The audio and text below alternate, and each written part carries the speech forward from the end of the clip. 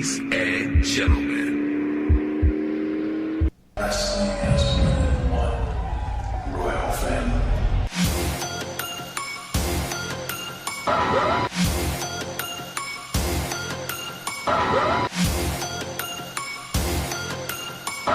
I am my kingdom!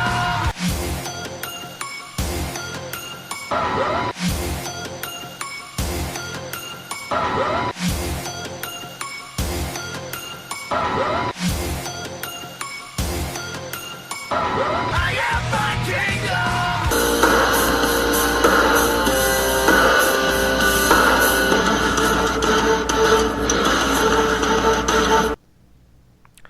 So, for the last several weeks I've been talking about on this show how a drink that Jeff suggested I try has been my drink of choice coming into the show, which is orange, mixing it in with some peach whiskey.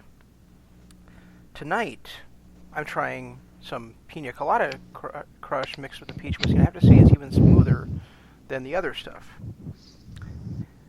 However, there's just some mixes you just should not do.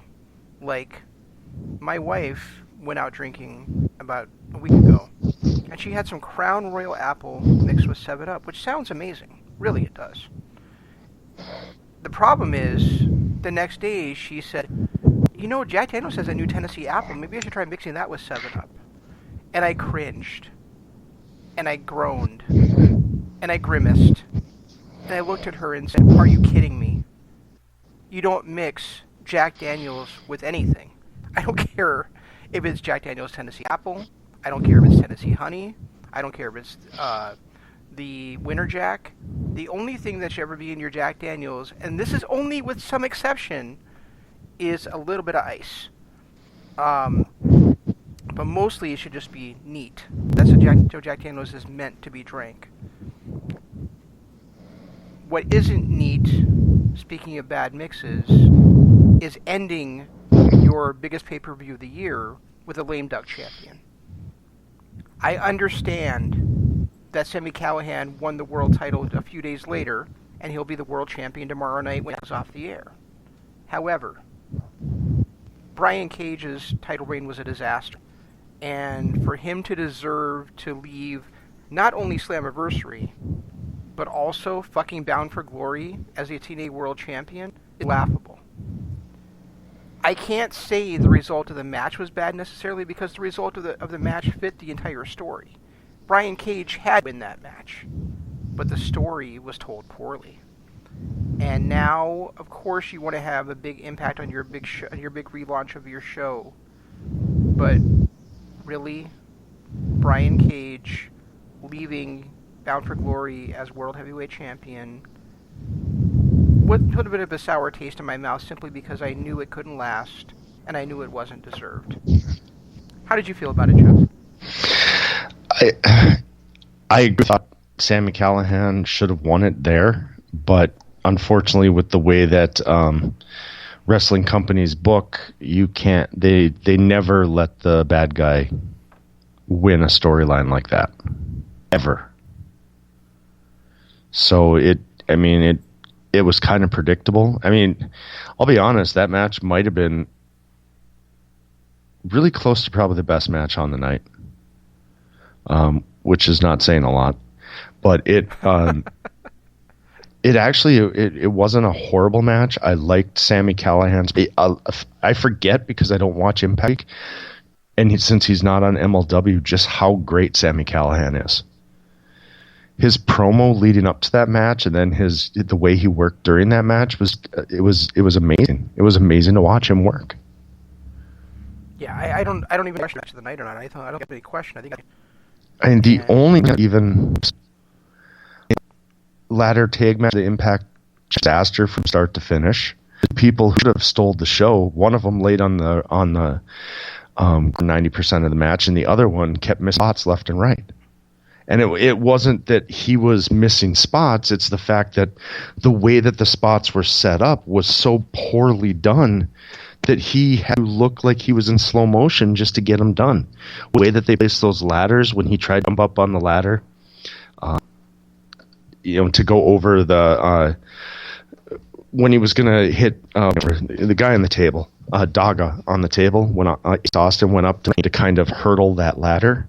And there was a couple other instances where he went to do some just ridiculous move, and because of the way the ladder, we couldn't get it done.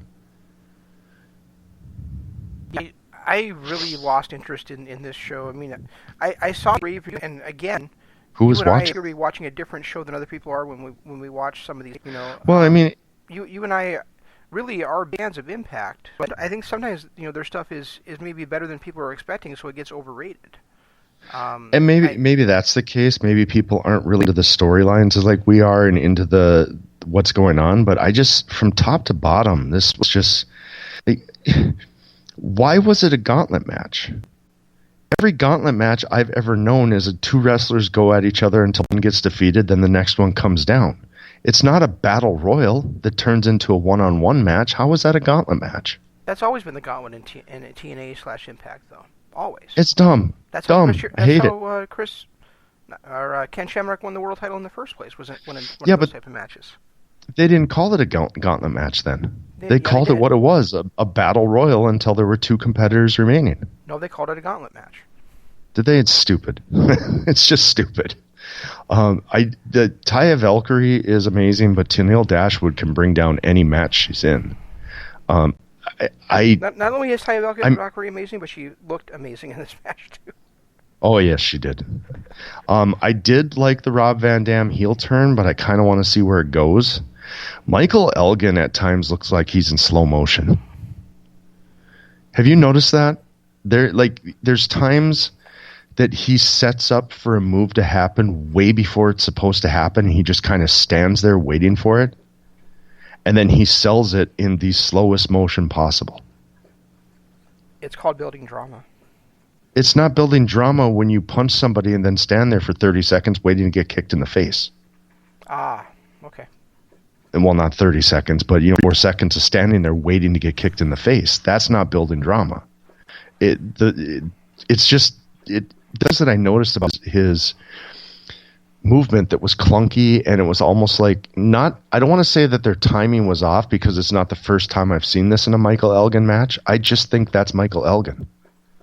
I just think that he is that plodding guy who doesn't really understand timing. So he kind of gets to moves before he's supposed to get to moves. Kind of like we talked about with the, at the end of All Out, when Adam Page screwed up that ending by not taking his time. Michael Elgin seems to rush into the next move without letting it breathe.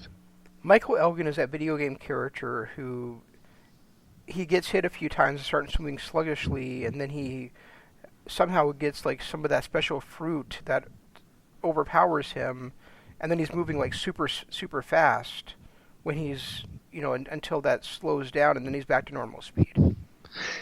But his normal speed is not. His timing. And it's not just, like I said, it's not just against Marufuji. I mean, I get it. Marufuji is first time they've ever worked together. There's a language and so on and so on and so on. But I've seen him perform like this against other people. I saw him perform like this in Brian Cage. I saw it the couple of times I saw him in New Japan, and of course in Ring of Honor. He does not understand timing. Yeah, he's a big scary dude, and to a live audience it probably doesn't look as obvious as it does on TV, but on TV he's not smooth at all. Yeah, I guess that's a fair point. I've always enjoyed his matches, but I guess equivalent to him would be like if you listen to like Willie Nelson sing, he's always a little bit off tune, Right. He's off that. He's like one beat off when he's singing. And I think Elgin's kind of that same way in the ring, and it doesn't bug me because he's bringing something different to the table. But I can certainly see where it bugs somebody. I think the reason it bugs me is because it's not a real fight. I mean, he's trying to be this big badass that's looking for a real fight, and then he stands there awkwardly waiting to get punched. I think that's the part that bugs me about it. Okay. Yeah, but regardless, I mean, the show itself the storylines, I mean, I can see some goodness coming out of this. Finally, rid of Tenille Dashwood so Taya can go on to something else. I like Ace Austin. Yeah, I like Ace Austin as the X Division champion. I think that's going to play into his character perfectly, and it sets up for a hell of a feud to continue between him and Eddie Edwards since Eddie won the Gauntlet match. You know. Yeah, interestingly, if I don't know if you watched This Is Impact, but they announced that one of the matches. Well, first of all, we just mentioned Marufuji. So Marufuji is taking on Josh Alexander on tomorrow night's Impact. Oh, that'll be fun. And then also, Eddie Edwards is taking on Ace Austin. They didn't say it was for the X Division title or anything. They just said they were having a match. I don't know. They've been having the feud of the last few months, so I kind of want to see it continue. Are they going live on Axis tomorrow? No, because because like I said, Sammy's already won the world championship. Oh, okay. Oh, and that's going to air tomorrow night. You don't care about spoilers, so I mentioned it, and it was. But I saw it on Twitter yesterday, and I ended up getting spoiled on it, unfortunately. So that's going to end up on their show tomorrow night. Then, are they going to start broadcasting Tuesdays? I believe so. Yeah. We're almost there. Then we're almost to our wrestling every single day of the week. We are. Yeah, Brian Cage. It's Cage defending the title in a steel cage against Sami Callihan tomorrow night on Impact, and Sammy leaves with the championship. So very happy for my boy Sammy. As you know, he's my favorite wrestler on the planet. So very happy that he's now the world champion. But I just think he's and I understand it's also like a big stage because it's her first television show on Access. But at the same time, it was taped. People already know what happened. I hate when wrestling companies spoil things on their own, like WWE did a few years ago when Alberto Del Rio beat Big Show for the championship. I think we talked about that on our previous show. We did at some point. But at the same time, I mean, it's going to get eyes on their, people. There's other people like me and you that are big Sami Callihan fans, so it's going to get eyes on that show. And I think it's a bit of a compliment to Sammy in that sense. Well, and I was planning on watching it anyway. I just didn't know what day it was premiering, so I'm glad I found out tonight at least. So I'm going to end up watching it, and knowing that Sammy's going to walk out with the title at the end of it makes me even happier. Yeah. Because I think he's one of the few guys out there that, I like. There's certain other guys that I absolutely love, and he's easily in my top 5. But out of my top 5, he's really the only guy that never held a championship. Not a major championship. Not his singles. Has he held a singles championship? Well, he has his own promotion. I can't remember his own promotion name, but I'm pretty sure he didn't. He also in my God, what's the hell's the name of it? MLW? No, the Extreme Promotion. Oh, CZW. Those don't count. Those don't count. I'm talking about a major promotion that we watch. No, he's never held a championship in a major promotion that we watch. And he's the last one of my top 5 that's never held not only a singles title but any title. Because there's Jay White, there's MJF, there's Matt Taven, Marty Scurll, and Sammy. I would say those are probably my top 5. And then you've got some other guys who are making a strong case for it. Sure. Like Darby Allin. Jesus Christ, that kid. Yeah, I mean, Callahan and Mance Warner, I would have loved to have seen them be tag team champions together. But and they did, and Jim Cornette had to go screw that up. Yeah. Because they had something, they had something magical going. I just hope Impact brings him in because those two together were magical. Absolutely. Yeah, I saw something about Mance Warner, like people are saying Mance Warner needs to go to AEW and things like that. But you know what? Why? I mean, why does just let him be where he's at. Why does Mance Warner need to go anywhere? It's perfectly fine to have another promotion out there that has talent. Talented guys. And outside MLW's already lost a lot of their guys. I mean, they already lost Sammy. They already lost the Lucha Bros. They already lost Roosh. So. I don't see why people are aching for Mance Warner or Tom Lawler or Davey Boy Smith Jr. to go somewhere else when really right now, this is the best place for them. I mean, they just got the other guy from the Dirty Blondes. I can't ever remember Leo something, in there, and now they lost Ace Romero to Impact. So I mean, it's like I don't want them to lose anybody else, and really, while I do think Impact needs more younger, fresher guys since they've got so many ECW originals, I also think that MLW, if they lose anybody else, they're going to have trouble replenishing.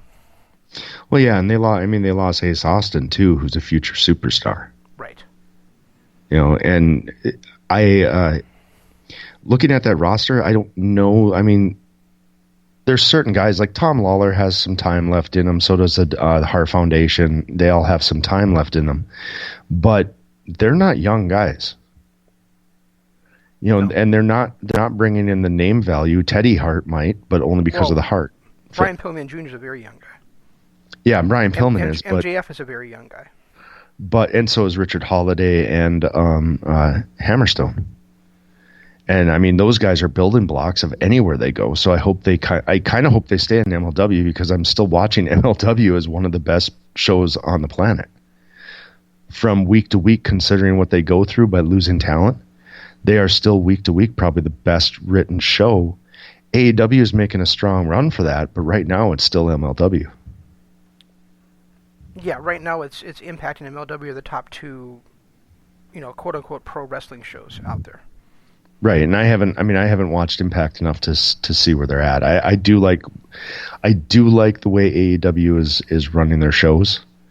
I guess I'll have to see more than just a month's worth to figure out if they're in that era too. But I've watched literally every episode of MLW Fusion since it started in 2017. Right. Or was it 18? 17, I think. I think it was, because we binge watched it last year. I think it was like January or February of 18 it started. And then they had a few specials in 2017. Okay, maybe that's what it was, but I know that they. As far as giving Impact time, I mean, basically, I told you in person, and I tweeted out the other day that basically Impact is going to get the time now that I was devoting to NXT the last few weeks. Oh yeah, I'm right there with you. I had no interest in watching NXT this week, and you and I have been talking about it all week long, and I kept saying I'm going to watch what I can of it because I want to compare it for the whole Wednesday Night War thing and all that stuff. I just don't think there's a comparison. I don't think NXT is on the level of AEW, and I don't know that it ever will be. No, I think NXT just has too. I think the wrestling is too polished. It feels too choreographed. It feels too stagnant to me a lot of the time. I mean, like you said, we had the Finn Balor heel turn happen. I remember you said that while we were on the air or right before we went on the air, but you mentioned it was right before I wanted to talk about it. But and I mean, that's great. I mean, I'm glad he finally turned heel, but at the same time, if a tree falls in the forest, nobody's there to see it. Doesn't really fucking matter. Well, and the fact that he turned heel 4.5 years too late. He should have turned heel when he came back from his injury. And they kept shoving that babyface persona down our throats, just killing him more and more and more. It's kind of funny they did it right the week after they did like a big, it's like 2 straight weeks of having this big vignettes about him and how he turns heel the following week. If he'd come in and turned heel when he first debuted, that would have made a lot more sense. Probably would have, but who was he going to turn heel on? Adam Cole? It had to be Johnny Gargano, and Johnny wasn't, because Johnny's the biggest babyface. If you're going to turn Balor heel, it's got to be against Johnny. One thing I did notice last week I didn't know who he turned against, but yeah, Johnny makes sense. One thing I did notice is there are very few wrestlers on the planet who are big-time heels. They get injured as a big-time heel and make their comeback, 4, 5, 6 months later, and can continue to be a heel. Eddie Guerrero was one that could do it. Sasha Banks did it after her. I mean, she wasn't gone for injury, but she was gone for 5 months. Other than that, is there really anybody that can come back and automatically be a heel? Even Ciampa, who was the best heel in the business last year, came back as a face. Well, technically, Seth Rollins came back as a heel when he came back, but it didn't work very well. No, it didn't. You know, I mean, he came back as a heel, challenging the babyface Roman Reigns. There was basically a one-match double turn in that match where Roman was playing the heel, Seth was playing the face. Seth, countered the spear into the pedigree, hit him with another pedigree, won the championship, lost it right back to Dean Ambrose, and the next time he was a heel again. It was very weird. Yeah, I guess that is true, but that was a complete failure too. But I guess you're right. He did try to come back as a heel. Even Ambrose came back as a face when everybody was expecting him to finally make that heel turn. It still took 4 or 5 months for him to make the heel turn. Keep talking. My dog got herself stuck. Be right back. But as far as NXT goes, it's sad because Ciampa, Gargano, Cole. I love Undisputed Era. I really like Dijakovic and Keith Lee. They've got so much talent. Candice LeRae, Shayna Baszler. It's just almost like Shane said. It's too polished, but it's too polished without the over the top name value that's going to draw people in. Unless you're a hardcore NXT fan or a hardcore wrestling fan, names like Ciampa and Gargano and Adam Cole just kind of escape your mind. They're not the names that, yeah, they'll sell tickets for NXT, but they're not going to sell tickets across the board. No, I don't think so. Which is odd because they're so talented. But the way they've been hidden in a developmental system for years keeps them from having that big name value. Yeah, NXT, if they're going to move out of Full Sail, they're going to need a really big angle for that to happen. I don't see how. They're not going to be able to compete with AEW if they're not a touring brand, because otherwise they're just getting the same fans there all the time, and it's just like, what should we do this week? Oh, same thing we did last week. Meanwhile, like, if you're only there like every so often, the people are excited to go see your show. Like if AEW were to come here to Minnesota, you and I would be ecstatic and we'd jump at the chance to go, right? Speaking of which, NWA is coming to Minnesota. Yeah, this coming or no, it was the 26th, wasn't it? So it was just this past Saturday. Was it really? I thought it was. I thought it was November 26th. They said. Well, maybe it was. I said October 26th, but. Oh, I might have misheard. Then we should go. Right? But if it was October 26th, then we missed the boat on that sucker. Yeah, we did, and that's that. But why would they start advertising it literally 5 days before they go there? Wait, did I already say the F word in this show? I did, didn't I? Oh yeah, you did. You started the show with it. What did I tell you yesterday? So much for cleaning it up, huh?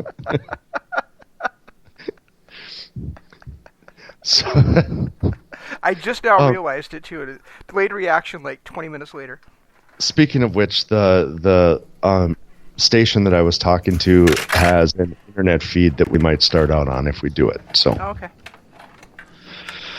Anyway, and like I was saying, and how could I possibly forget Pete Dunne? When I'm running down the list of NXT talent, they've got so much talent. They're just so buried. They're buried in the field of developmental, so people don't realize how great these guys are. And then when you're performing, I kind of hate that all the NXT talent is lumped together as NXT talent because they're really on 3 separate shows. It's not like they have like a roster of talent that's exclusive to NXT. Right. You have NXT UK. You have 205 Live. Right. And it's like they just pull anybody from WWE that they want to just try to stack the deck against AEW every Wednesday night, and it's not even a level fair playing ground. It's just simply that if WWE feels like throwing somebody on there, they do. I mean, I know your buddies Breezango are now permanent fixtures of NXT, and I heard today that that both Kevin Owens and Cesaro might be moving to NXT permanently, which would be honestly pretty awesome. Yeah, and that might actually get me to watch. I mean, they've got so much talent that I already love. If you can add in a couple of top-notch heels, or even just a top-notch faction to go against Undisputed Era, I think that could possibly turn the tables a little bit. But right now, you've got Undisputed Era, who's just fighting against everybody, and then a collection of people fighting, just fighting. Like Johnny Gargano, what is he doing? Oh, he's feuding with Finn Balor. Okay, why? There's really no lead up to it. And this was a guy who a year ago was in the middle of a heel turn after attacking Aleister Black. Right. Which never panned out. God, I hated that storyline. I fucking loathe that detective bullshit. I didn't like the detective stuff, but the fact that Johnny was turning heel kind of really did intrigue me. And then to never pull it off, he had that one-off match against Ricochet, and then all of a sudden he's a face again. The amazing thing about that feud was how much I did not like their regular one-on-one match, how much I did like their cage match when I fucking hate cage matches. Right. I don't know. It was like name something that would be ironic for Shane to enjoy, and it was that cage match between those two guys in a storyline that I hated the entire thing of. They do have so much talent, and I love watching people like Pete Dunne. But last week with that sappy little finish that they did with him looking all sad and dejected because he was still laying on the mat, really kind of turned me off of that style of wrestling. But Pete Dunne is one of the most talented people on the planet. So is Gargano. So is Ciampa. So is, all of Undisputed Era. Velveteen Dream has got some amazing talent. They've got Keith Lee is another guy who I think sky's the limit for him. And I really like that Dominic Dijakovic. I like him a lot. And then, of course, the women, there's Io Shirai and Shayna Baszler and Candice LeRae. They've got a lot of great, great talent. I just don't know that they're using them well. It's so weird that WWE changed his name to Dominic Dijakovic, because it's like, sometimes they'll change guys' names, sometimes they won't. I don't know what the rhyme or reason is behind that, but Donovan Dijak was such a great name. Right. Then you have to add extra syllable onto the end of his name. It's just, and it makes it so difficult to say, so difficult to spell. You want to say Kovic, you want to say Kovic. You want to say Kovitz, so I mean, it's just really weird to think that they did that intentionally, changing his name like that. Well, if they were going to change his name, just do a Punishment Martinez and just make him somebody completely different. Exactly. I mean, otherwise. Or Trevor Lee's another one. You just keep a reminder of like his old name and how much better it was than this modification of his name. And right. then, I just want to, say, because, I mentioned, Owens and Cesaro coming on, and we had talked about earlier about, guys that have never been world champions, and Cesaro was like right up there, Yeah. So's Kevin Owens. Well, I guess he was Universal champion. So. Universal champion. Does that really count? But he was still NXT champion. Oh, that's right. Yeah, you're right. He was. Okay. Meanwhile, Cesaro was Intercontinental and U.S. champion, but never actually held a title with a world designation to it. And he's been a 5-star match machine for years. Right. I mean, what was the match that really got the NXT TakeOver thing off the ground? It was him and Sammy. It was him against Sammy. That's another guy who's just. I mean.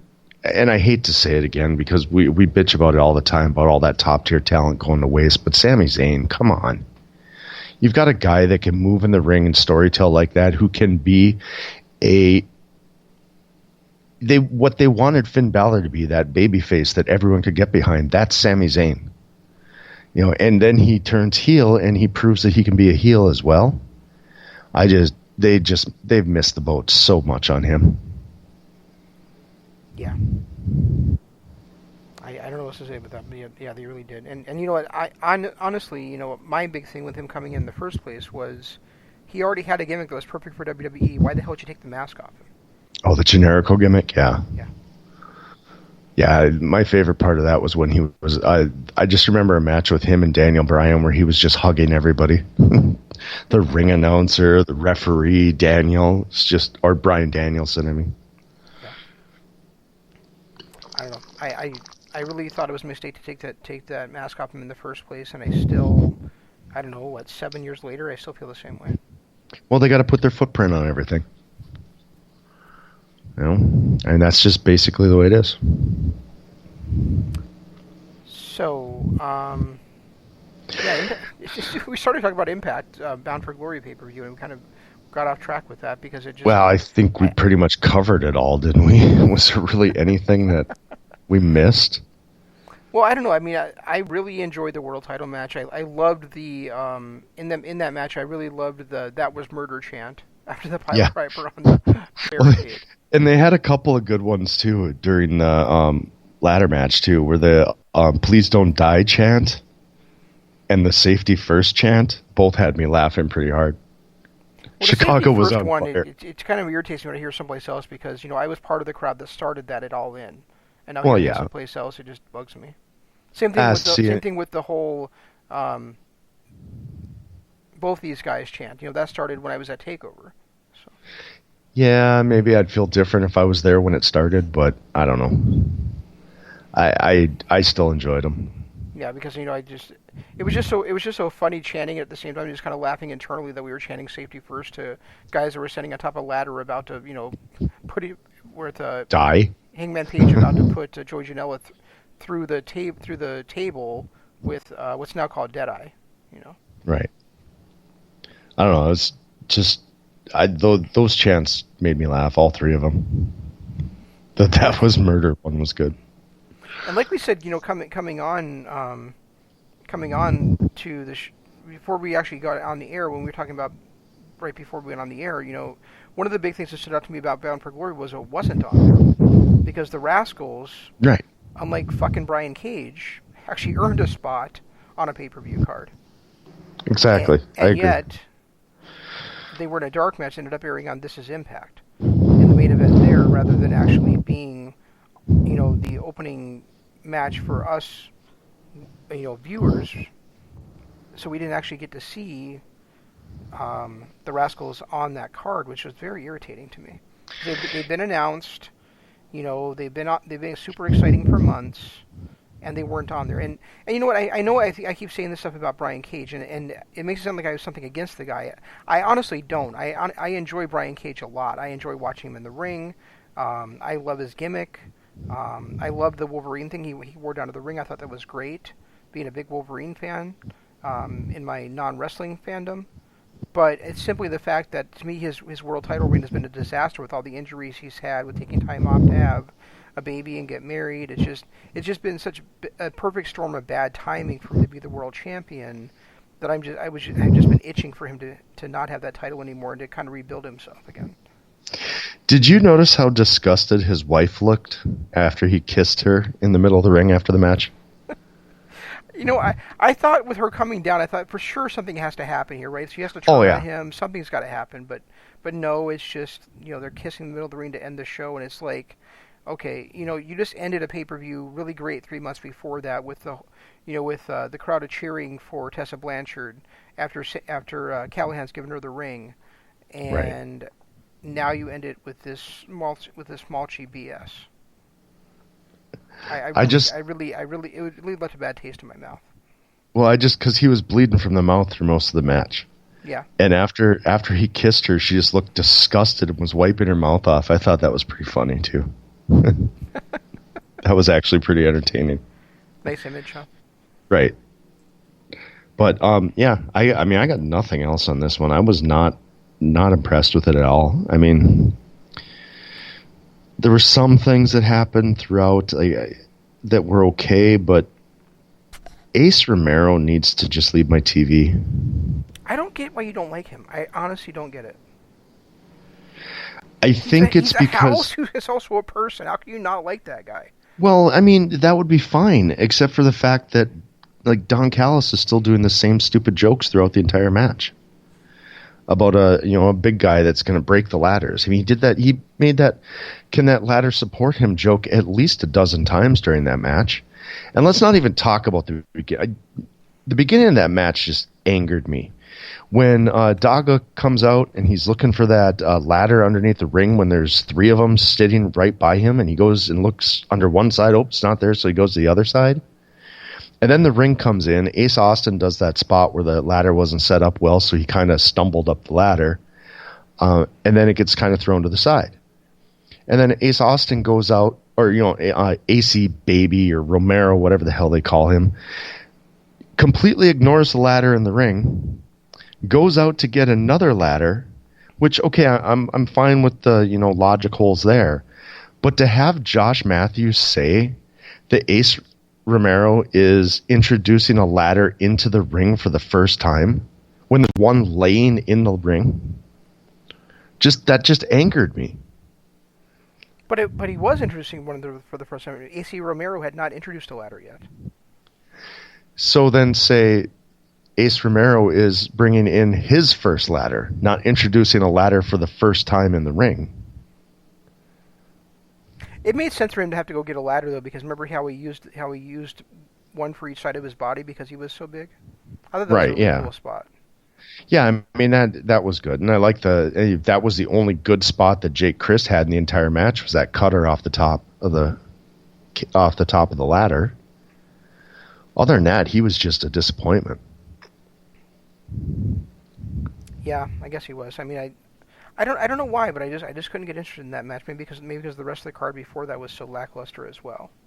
Well, that was the one I was looking forward to the most. I mean, it had Ace Austin, Jake Crist, two of my favorites in Impact. Two guys that could. This is a match that they're made for, and they just went out and was such a lackluster performance. I mean, they gave Ace Romero way too much of the time in that match, way too much of it.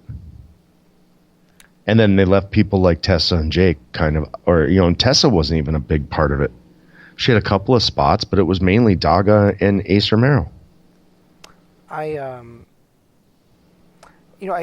is going to sound really stupid, Jeff, and I'm sorry, but it's simply the way I feel. Is like, I had mentioned to you like last week or maybe even the week before that, I feel like if Rob Van Dam's going to be in a World Tag Team Championship match, it should be with Sabu as his partner. Right. With Sabu being 800 years old and Van Dam being out of shape, the pairing of Rob Van Dam and Rhino never made sense to me. And so in that gauntlet match, when one of the entrants was Sabu, that just totally made me go okay, the rest of the show makes no sense now. Right. And I realize now why it ended up being why it had to be Rhino because we could turn on Rhino, but at the same time like from the moment that Sabu came out until the end of that tag match, I was like, what the hell is happening here? How could they have booked it so poorly? And then Eddie winning the gauntlet too was it was so predictable that I almost was just lost with that too. Because I mean, when there was three guys left, I mean clearly, it was either going to be Eddie or it was going to be Shera, right? But no, it was going to be Eddie from the start. From the moment that he came down to the ring, it was Eddie. There was nobody else that was even in consideration. And isn't that sad? There was nobody in my mind that I thought was like, okay, this is a guy who actually, or woman who actually has a chance to win this and go after a title. This is a way to get Eddie Edwards on the card and get him over. When maybe you take Ace Romero out of that ladder match and put Eddie in there. He continues his feud with Ace Austin. He doesn't need to go on and win a gauntlet battle, whatever the hell it was, with just to get himself a championship opportunity down the line. No, the guy who should have won that gauntlet match, and see if you follow my logic with this, but it's what the hell is his name? Fulton. It should have been Madman Fulton. I felt like it should have been him or Shera. I think either one of those two. I think Fulton leads to a lot of great storyline opportunities. Yeah, that is true. Because then if say that Austin's title reign isn't very long and the Golden Draw gets it back, well then you've got Fulton as holding that chance at any title he wants to hold, and then he's got two guys in his stable are holding the two singles championships. Right. So to me, that would have been, that to me is how I would have booked it personally. But I mean, and Eddie, the problem with Eddie holding that spot is he's a babyface. I mean, even if he's a psycho crazy babyface, he's still a babyface.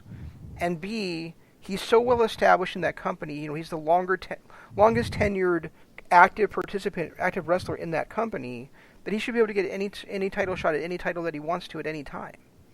him holding that shot, really is just taking it away from somebody else. God, I just realized that. How sad is that? That Eddie Edwards is the longest tenured guy in the company. Right, he's been there, about 7 or 8 years now, right? Something like that, yeah. I mean, he came with with Davey Richards in 14? Yeah, I was thinking it was or is it 13? 2012, but I could be wrong. That's possible. All I know is you're right, though. But he is the longest reigning. I am glad that it took half the match before they finally did it. But I am glad that they finally acknowledged Ken Shamrock as the first ever Impact World Champion. Yeah. Granted, it took half the match, but it was nice that they finally did it. Oh God, how bad was that match? Seriously. Oh, that was brutal. That was embarrassing. Absolutely embarrassing. From both guys. Ken Shamrock did some things that you don't expect a 55-year-old guy to do, but look at how jacked he is. Of course he can still jump over a top rope. Yeah, and Moose just, he is so good when somebody can carry him in there, but he's incapable of carrying somebody. And Shamrock at this stage in his career has to. I used to be a big fan of Shamrock, but I mean the way he is right now in the ring, he's got to be carried by somebody. And then you put your young guy Moose, who calls himself a legend, calls himself the most dangerous man, calls himself the best wrestler on the planet, and yet he's constantly in danger of losing to a 55-year-old guy. Right. It was to me kind of booked backwards. It should have been that Moose was dominating the match, and then Shamrock would occasionally get a spot where he could get that ankle locked on it, and that's where the danger was to Moose, is just not getting caught with that ankle lock. Instead, it was like Shamrock was constantly dominating the match and getting the ankle lock on. So what did Moose actually do in there other than just kind of cower and run away and cheat to win? Well, and it made Moose look completely awful when really he should have been able to look strong against Shamrock. Well, and you said it too. It's like Moose looks great when he's got somebody like Austin Aries or Croc or Eddie Edwards opposite him. But the second he gets into, we noticed it in that. I think the first time I really noticed it was in that House of Glory one, where he was in that 3-way and then he just quit halfway through. He just pimped out, yeah. Yeah.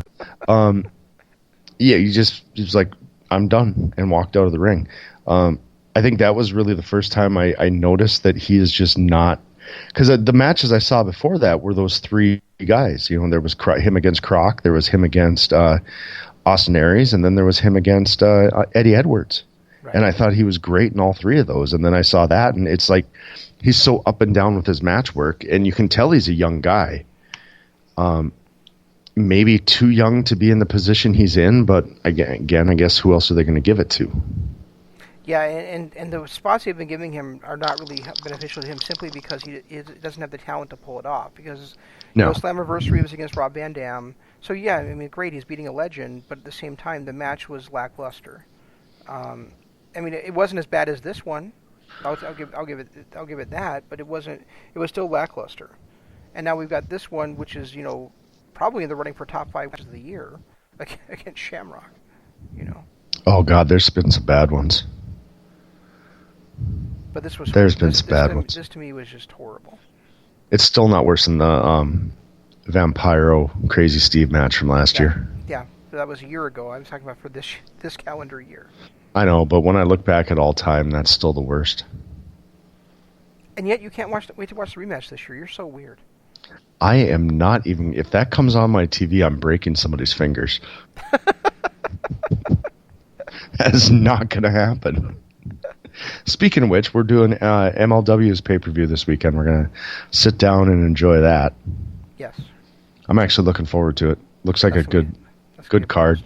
Yeah. I can't wait to see Teddy versus Austin Aries. That's a match that I'm really, really high on. Yeah, and this is the Von Erichs against Dynasty, right? Yep. And Hammerstone against Davey Boy. And then we have what could be a bad main event. I mean, I don't know how a match can be bad when Jacob Fatu's in it. Oh, yeah, you put L.A. Park against him. That is really, and that calls to mind, the whole like Conan thing, like how bad that was. Right. With the Conan versus Low Key and the shanking incident. No, the whole Conan had the phone thing. He was supposed to get those 3 demands, and then he gets ambushed, and the phone's taken away. We never see Conan again. And we still don't know what his second and third demands were. No, and he doesn't have to give them anymore either because he no longer has the phone because he was too stupid to make a copy of the files on there. Right. Yeah. Because why would you?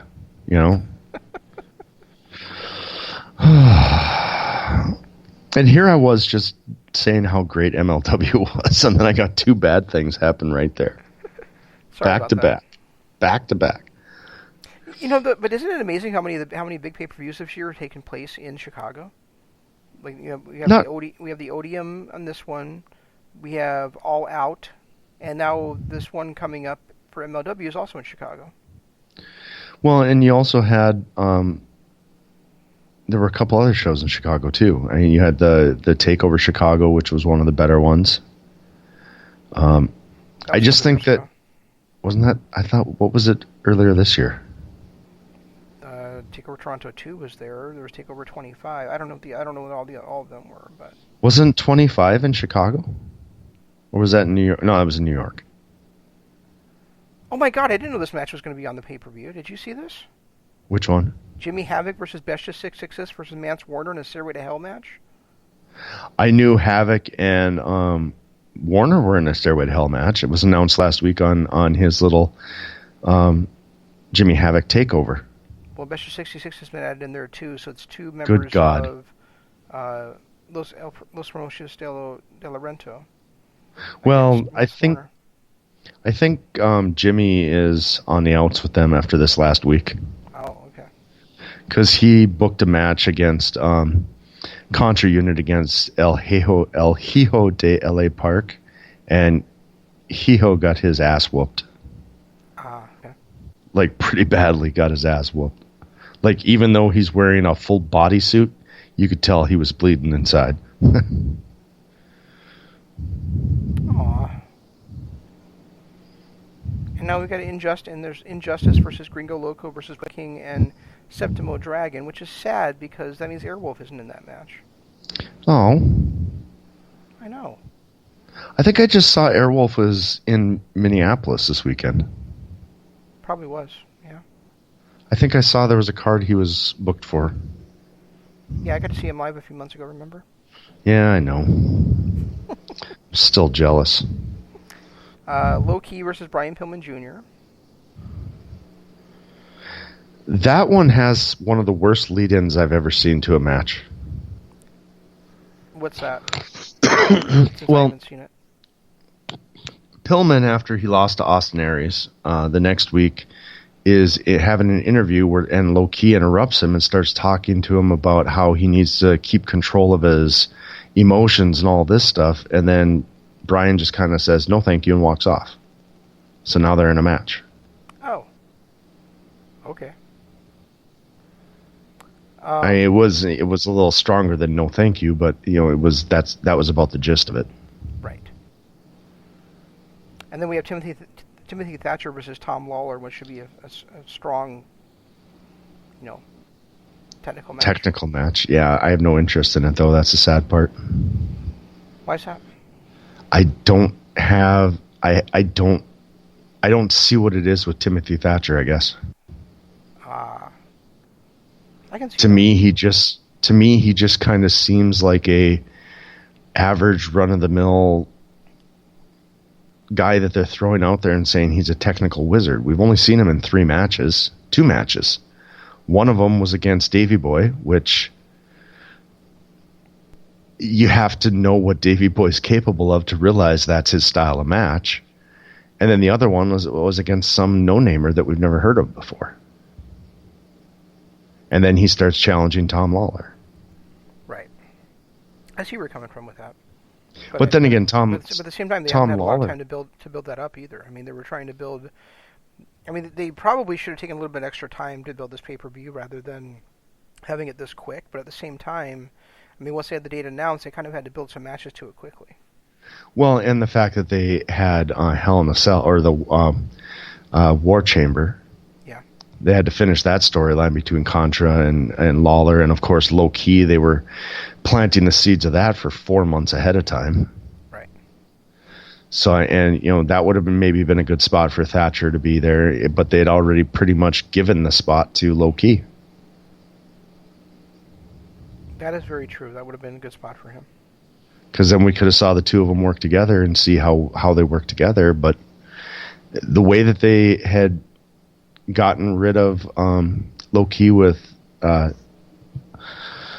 can't think of her name, De Laurado, and brought Contra in to beat him up, kind of set the tone that he was going to be that fourth guy for months before they even announced there was going to be a War Chamber match, and Tom Lawler was going to be in it. It is kind of weird now that you mention it, that like the War Chamber ended and like none of the stuff from that War Chamber has trickled out to anything else since then. No, it hasn't. It's like it didn't exist. Yeah, I mean, like at least it's like that was the end of the feud right there. And yes, I get it. Like the War Chamber, War Games type match should end a feud, but it's still weird that we had like this alliance between Low Key and the Von Erichs and Tom Lawler, and now like they've all gone their separate ways. Well, and if you look at it last year, there was the Jimmy Havoc Sami Callihan feud that came out of it and lasted for a long time. Yeah. The very first one that we watched, it ended up being Carino versus Terry Funk that came out of that match. So right. Usually in every war game I ever saw before, there was always something that came out of it until this one. Right. Well, and I guess the WWE or the NXT one really didn't have much that came out of it either. Yeah, I still have trouble calling the NXT ones actual war games. Yeah. But, I'm a traditional. Although Pete Dunne being locked in a cage was kind of entertaining. Yeah, that match was just too long, though. It did kind of drag. Yeah. The only other thing I really have tonight is how much I'm enjoying NWA Power. And I know I said in the beginning that retro feel was going to wear on me, but I'm actually starting to like it more and more as the weeks go on, just because it is so different. The one thing I did notice is that they keep calling themselves the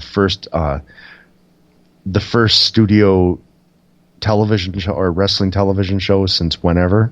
Yeah. What has NXT been for the last 12 years, 7 years, whatever, how long they've been around? Well, they're not actually filmed in a television studio, though. They're filmed on a college campus, in a college arena, whereas where they filmed the NWA Power is actually in a television studio. Well, if they're filmed on a campus in an arena, why can't they get more than 500 people in it? There must be a small arena, I guess. I don't know. It's like an auditorium.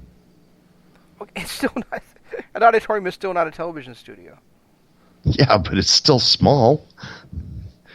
Yeah, and they had said this is the first small production in however many years, and then that'd be a problem. But that's not what they say. All right, yeah, fair enough. I did. Going back to last week's NXT, I did like the "Daddy's Home" chant. Yeah. As soon as Ciampa said it. That was actually a couple NXTs ago. Was it? Yeah. All I know is I'm a fan of Ciampa still. It's hard to not be. But the NWA Power, there was some good stuff that happened in that again. And this is the third straight week in a row that there's been some good stuff. I'm really liking that Aaron Stevens. I love the fact that he's back to his Damian Sandow gimmick. Yeah. Absolutely love it, because he was so great at that, and the fact that he's able to do it again is it's refreshing to watch. And I love what Eli Drake is doing. I do too, and I love him kind of like giving that pep talk to Tim Storm and all that stuff. I mean, I still think we're looking at like probably a Tim Storm heel turn, but I really like where this is going with him. Well, I like what Eli Drake is doing. Where he's coming out, and he's one of the top 2 or 3 stars in the promotion, and everybody else is a heel. Tim Storm is one of the top guys, but he's not one of the, not one of the most well-known ones. James Storm is definitely a heel. Nick Aldis is a heel, and there's really nobody else out there. And then you've got Eli Drake, who's coming out and giving pep talks to literally everybody. Last week it was Storm. This week it was the other Storm. And he's giving them pep talks and getting them all geared up to go on and do what they got to do. And it's refreshing to see his character like that. Yeah, it is. I agree because he's just a character, but I just love the way that his character is kind of leading into other people's characters too. Right. Exactly. Yeah, it's very well done, and I don't know what to think of that whole that interviewer that keeps going after Camille. I have no clue what to think of that. Even when he says I'm not going to do it this time, he still does it. I know. It's interesting. I don't know where this whole Camille thing is going because clearly she doesn't have anything to say. But at some point, is she gonna just haul off and deck that dickhead? Or is she going to turn on Aldis, cost him the title? I don't think so. And that was kind of weird that the interviews they said it to be about his next challenger, but all they discussed was who. They just said like somebody could be my next challenger. Goodbye. Right. a couple of things that it's not like they're going to do a pay-per-view in December or anything. Right. Yeah. Another thing that really struck me that I got a really good laugh out of was when they announced that Tim Storm was going to be there to interview next, and then they came back and it was Aaron Stevens, and they went through that whole interview, and then they go to break again and it says up next Tim Storm. Then underneath it said this time we promise. I thought that was pretty funny too. Yeah, I did too. Yeah, I think they. And you know what? I think that you and I both need to pitch in together and get some of that invisible hair cream. Oh, absolutely. And I need to join that guy's wrestling school too. Yes, you do. And it's nice to see Ken Anderson back too. And he looks like he's. Somebody asked me this weekend actually. So you guys do a wrestling show? How come you guys aren't wrestlers? I'm like, really? Do you look at us? All you got to do is look at me and understand why I'm not a wrestler.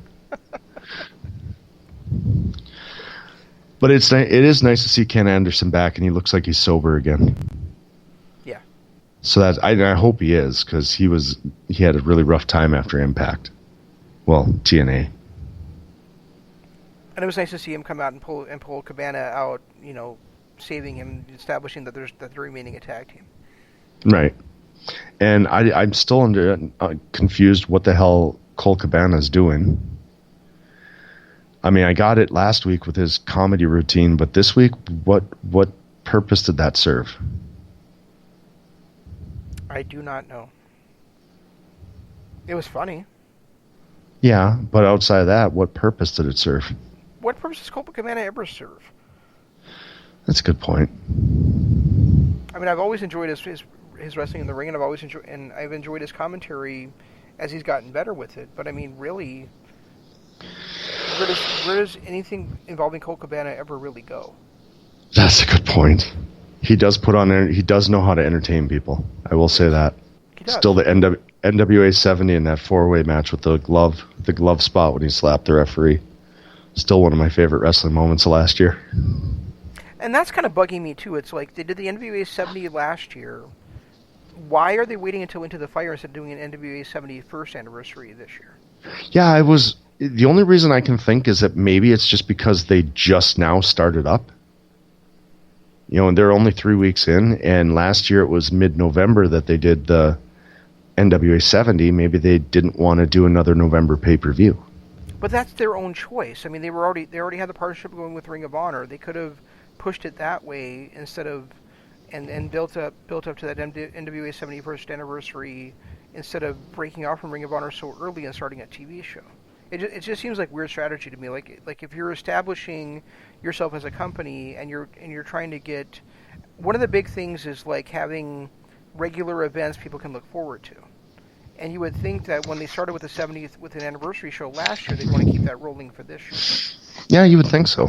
And that would make sense. But that would have been a good anniversary show for them every single year. Yeah, it would. Kind of like All In, All Out, and WrestleMania, and what are some of the other Bound for Glory? Yep. They've all got their big blow-off shows. That would have been a good one for them. I think so. What do you think of Caleb Conley? Because to me, like, he's got some nice moves, but he doesn't really have much in the way of a personality. I felt the same way. He's hard to, like, actually, get behind to me. I felt the same way when he was in Impact too. He just always seems like he's falling flat with whatever he's doing. Yeah. No, I can't even think of his. I can't think of his name in Impact anymore. But Grimes, Cameron Grimes was, clearly the better part of their team. Well, he was Caleb Conley. What? When he was in Impact, he was Caleb Conley. I know, but I'm saying Cameron Grimes' character. I can't remember his name. Trevor Lee. Trevor Lee. Yeah, he was. I thought it was Trevor something. Yeah, Trevor Lee. Yeah. To me was always the class of that team. Well, yeah. And now, like, it's clear that he wasn't just the class of the team. Like, Conley doesn't really have much hook to him. He's a strong performer, and he's got some nice flippy do stuff. But as far as something to actually hook you into or make you want to keep buying in and watching him, I don't see much there. No, and I never thought there was much with him. I always felt like he was Trevor Lee's lackey. And when you see the performances that Cameron Grimes is doing now, compared to what Caleb Conley is doing now, it really does show who the star of that team was. Right. But then again, Trevor Lee was a star before Caleb Conley even came into the company. Was he? Because I thought they were both kind of following Gregory Shane Helms around for a while, weren't they?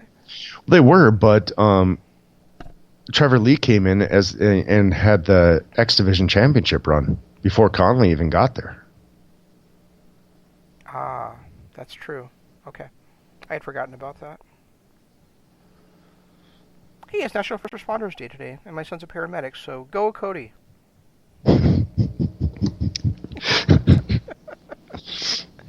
Right there, Cody. Go. Hey, you talk about your son all the time, so shut up. Hey, I love my son. Wow, your son actually stayed in bed tonight. Yeah, he's not feeling the best again. Am I starting to sound like the alcohol is affecting me? No, not yet. Okay. All right. Am I starting to sound like there's no alcohol in my system and it's not affecting me? Yes. Yeah. All right, so anything else for tonight? I don't really have much, no. I mean, like I said, we pretty much covered everything. I think we did too. No. We mentioned the MLW show coming up this Saturday. We're going to cover. Are we going to do live? Are we going to do like live right after for your house, or are we just going to talk about it on Monday? I was thinking about that. I don't know. We'll talk about it more this week. Because I don't know what we'd cover on Monday if we cover it right after the show. Well, not just that. I don't know how we would do it. We're so used to doing it on Skype. I don't know if I could look you in the eyes while I'm talking to you. I know. It's sad. You might just fall in love. I doubt it. You might. I said you might. All right. Yeah, I got nothing. Guys, make sure you check us out on Patreon. We're doing some revamping, reworking, reorging, trying to figure out how to balance 2+ shows a week. And but our Patreon is still going. It's the best way to support us if you can. Patreon.com/Kingdom of Honor. We've got tiers for all kinds of fans. And Ryan has sent us a tweet asking if we're going to do any Patreon shows this week. And my best answer right now is I don't think so. I don't know. It's all I can say. It's just, this is my week with my son, but I also, he's not going to be here Halloween, so I don't know. And then if we got a Crash Watch with AEW, which used to be our Thursday night prep night, was on Wednesday, but now we have AEW. It's just making life a whole lot more difficult. Mm-hmm. But we'll see. I mean, it's something I feel strongly about, something I definitely want to keep going. So yeah, Go check it out. Donate to us. It helps us out so that we can continue to put out content. Also, our YouTube channel, youtube.com/Kingdom of Honor. Hit subscribe, hit the like button on all the videos, hit subscribe, click the views, and so that we can get that one up and going. And Twitter. You can follow me at Regi Co-op. You can follow him at ZanmanLOP. Use hashtag KOH and hashtag DAD. That gets us to both. That gets you to both of our shows that we do on this channel. And everything I tweet ends up having those hashtags in it. So,